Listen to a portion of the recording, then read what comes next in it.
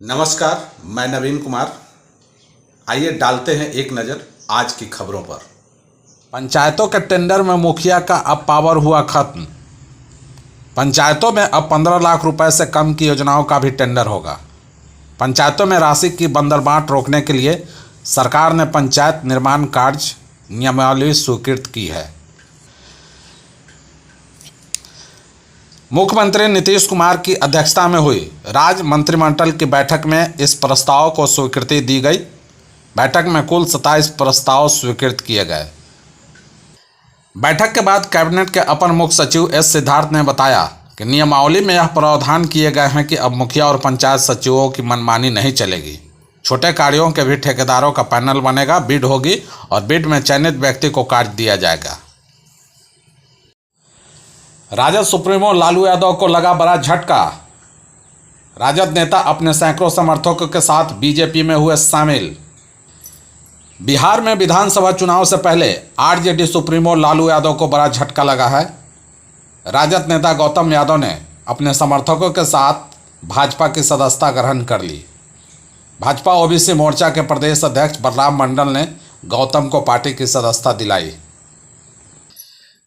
भाजपा के सदस्यता ग्रहण करने के बाद नेताओं ने कहा कि भाजपा के नीतियों से आकर्षित होकर इसकी सदस्यता ग्रहण की है।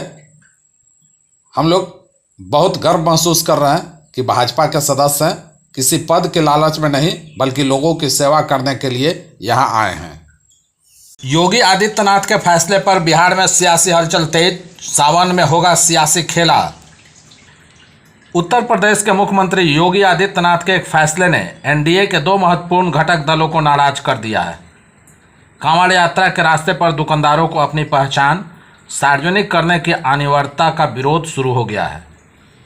केंद्र की सरकार में बैसाखी बने जेडीयू और एलजेपी दोनों ने इस फैसले का विरोध किया है। योगी आदित्यनाथ ने कांवड़ यात्रा के रास्ते पर दुकान लगाने वालों के लिए निर्देश जारी किए। दुकानदारों को अपनी दुकान या ठेले के आगे अपना नाम और पहचान दर्शानी होगी। चिराग पासवान और जेडीयू के केसी त्यागी ने योगी आदित्यनाथ के इस फैसले का किया विरोध। योगी के फैसले से एनडीए के घटक दलों में नाराजगी। यूपी में सहयोगी आरएलडी भी कर रही है विरोध। पटना में 3 नए रूटों पर सिटी बस सेवा शुरू। ई टिकट भी मिलेगा। लोकेशन ट्रैक कर सकेंगे यात्री। बिहार की राजधानी पटना में 3 नए रूटों पर सिटी बस सेवा शुरू की गई है। आईजीएमएस अस्पताल के मरीजों को अब परिसर से ही पटना जंक्शन, दानापुर स्टेशन से लेकर गांधी मैदान तक आवाजाही कर सकेंगे। बसों को हरी झंडी दिखाकर रवाना करने के बाद स्वास्थ्य मंत्री मंगल पांडे ने कहा कि परिवहन विभाग की मदद से इन बसों का नियमित परिचालन होगा। इससे मरीजों को आने जाने में काफ़ी सुविधा मिलेगी। अब कैंपस से करीब 1.5 किलोमीटर पैदल चलकर मेन गेट तक नहीं जाना पड़ेगा। बसों में ई टिकटिंग की व्यवस्था होगी तथा सभी बसों में 65% सीट महिलाओं के लिए आरक्षित भी होगी। बिहार के सरकारी स्कूलों में बेंच डेस्क खरीद में भारी भ्रष्टाचार। भद पीटने के बाद 3 सप्लायर को किया गया आउट। बिहार के पूर्वी चंपारण मोतिहारी के सरकारी स्कूलों में बेंच डेस्क के लिए भेजी गई करोड़ों की राशि का बंदरबांट हुआ है। जिला शिक्षा पदाधिकारी कार्यालय के स्तर से बड़ा खेल हुआ। शिक्षा मंत्री के सामने सत्ताधारी विधायकों ने भ्रष्टाचार की पोल खोली तो वे भी हक्के बक्के रह गए। जांच के आदेश हुए हैं। खुद को घिरता देख अब जिला शिक्षा पदाधिकारी भी मानने लगे हैं कि बेंच डेस्क की आपूर्ति में बड़ी गड़बड़ी हुई है। हालांकि मानक के अनुरूप सप्लाई नहीं होने पर 3 एजेंसी धीरज एंटरप्राइजेज, सिन्नी एंटरप्राइजेज और आदर्श एंटरप्राइजेज से स्पष्टीकरण पूछ इसे हटा दिया गया है। हालांकि इस बड़े खेल में कंप्यूटर ऑपरेटर से लेकर एंटरप्राइजेज पर कार्रवाई की जा रही है, लेकिन जो इसमें बड़े अफसर शामिल हैं, जिम्मेदार अफसर शामिल हैं, इस बड़े खेल में आखिर उन पर कब तक एक्शन होगा, कब तक कार्रवाई होगी?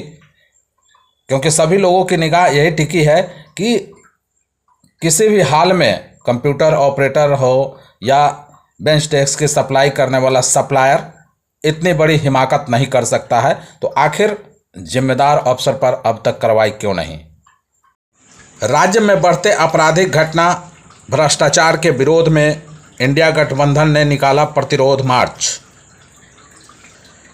बिहार में बढ़ते आपराधिक घटना भ्रष्टाचार के विरोध में खगड़िया में, सहरसा में, गया में इंडिया गठबंधन के स्थानीय नेता और कार्यकर्ताओं ने प्रतिरोध मार्च निकाला।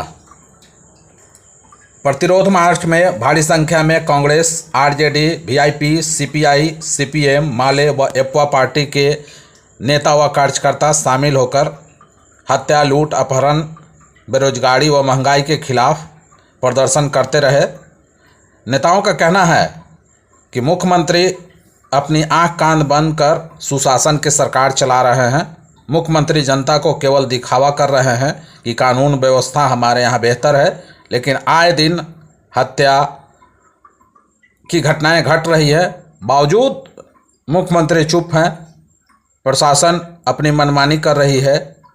भ्रष्टाचार चरम सीमा पर है और अफसरों पर कार्रवाई नहीं कर, अदना सा कर्मचारी पर कार्रवाई कर अपना पल्ला लोग झाड़ने में लगे हैं। प्रदर्शन कर रहे नेताओं ने कहा कि अगर सरकार प्रदर्शन के बावजूद ध्यान नहीं देती है तो आगे भी आंदोलन जारी रहेगा।